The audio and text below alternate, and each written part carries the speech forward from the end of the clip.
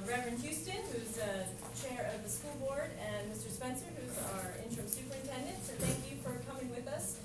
This is our exec board because committee chairs come as well. So here we are.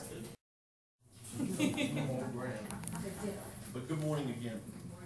I guess I'll just hit the two same topics just very briefly, but maybe from a different perspective. The board's made it very clear to the staff that our challenge this year, our job this year, is to keep instruction in the crosshairs, and we're doing that. As a staff, we've come together, and Dr. Malisi's here to kind of nod her head, I hope, in support. Early on, we met with the idea that, you know, we had 7 months in the school year still in front of us, and 31,000 children expecting us to do the right job each and every day. And so we had 31,000 reasons to come to work and make sure that instruction stayed at the center of our plate. And we've done that. At the elementary level, we're talking very actively right now about, you know, what is most important between now and June for our children in that learning process, and what is it we can take off the plate, frankly, that we end up in June that we don't have 10 schools that are non-accredited or accredited with one. And so we're having that conversation at the high school level. We know that the dropouts at the high school level was a big issue for us. That's why we lost accreditation in a couple of our high schools. It was a difference of 6 or 7 children that just weren't in the high school classroom. And so we're starting to put some things in place that we think will make a difference. For example, this week we're opening up with some GED classes at each of the 5 high schools, because we know we've got some 17, 18-year-olds in some of our classrooms that have matriculated maybe 1 or 2 credits. And the reality of them being able to graduate is really not realistic. But giving them something to move forward with and helping them construct some plans is the right thing to do. And so we have a lot of things going on in our classrooms, and teachers are focused on instruction. And hopefully you see that every day when your children come home.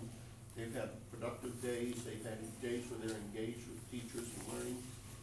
And so this is not lost time for us. This is an important time for us, honestly, to really bring some things around that we needed to address, and we're working with that as a staff.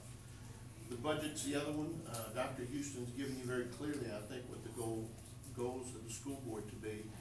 It's why you're exactly right. I mean, the state has made it very clear to us that this is going to be another tough budget year.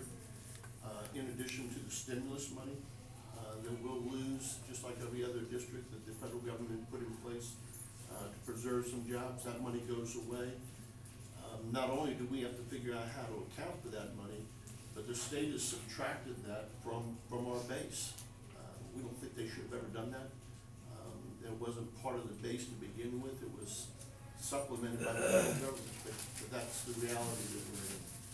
The state, I think, is doing the right thing to make sure that VRS, which is the retirement system, is being funded appropriately. I mean, we've seen examples of that nationwide in the finance districts where some of those programs weren't financed the way they were, and it's caused a lot of hurt and angst with people that expected to be able to retire and depend on that money. So that's the right thing to do. Unfortunately, all the pain of it's being shifted back to the localities, and so we'll have a big hit that the board will have to figure out how to pull in to bridge that commitment. So we've got our challenges. Inflation obviously was not accounted for in the budget at all. And you're exactly right. Electricity, gas for our buses, everything goes up, and we're kind of falling behind there. And then the composite index, that's the adjustment we talked about. The state uses what they call a composite index to decide how much localities can afford to pay towards public education, and then the balance is paid to the state. Our composite index was raised this year, meaning the state has determined we're wealthier as a community than we were in the last biennium. I don't know. I live in Norfolk too, so I'm trying to figure it out. But anyway, but it'll make a difference in how much we can expect to get from the state in basic aid. So there are innumerable challenges on the board, and we're looking to teachers, frankly, parents, principals. I mean, we're all around the table trying to figure out, how do we make this happen, and particularly make it happen in an environment where, knowing the core of our business is in the classroom. It starts with teachers. Our teachers haven't had that raise in 4 years. The only thing that really serves us well is that the teachers in the neighboring districts haven't had it either, but it's time to come back to the table and figure this thing out. And so with all the other challenges to figure out how to retain teachers and make them competitive with other districts, it's gonna be a challenge. And so at that, I'll stop and look forward to any questions that you might have for us. Let me offer this. I don't know how many of y'all saw the piece on CNN on Saturday evening on education, and